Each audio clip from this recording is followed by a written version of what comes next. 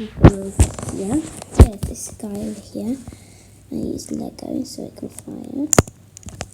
And then over here, this man is very tired because he's been digging a lot. He hasn't quite finished yet. Then over here,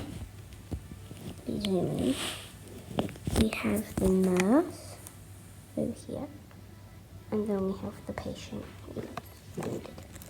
Then we have the headquarters, and we have a gun, spare gun. Then we have these maps here, which is on the table where he eats. Then we have the beds over here. We have a shorter one and a taller one.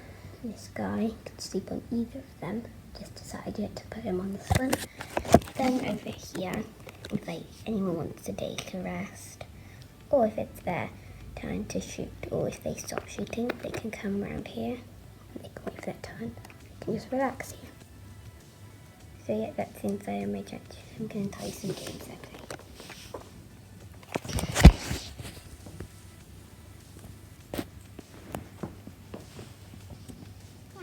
That I learned about World War I.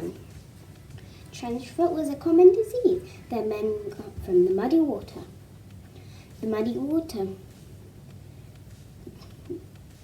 could go up to 1/2 meter. Most men lost their boots in the mud. Before gas masks were invented, the men usually drowned in the gas because it would block up their throat and they couldn't see and it would sting their eyes. The men played cards or football when they were bored. The men sometimes ate fried lice. On Christmas Day, they stopped the battle and played a game of football, but the next day they had to go back and fight, which probably was annoying because you would have made friends.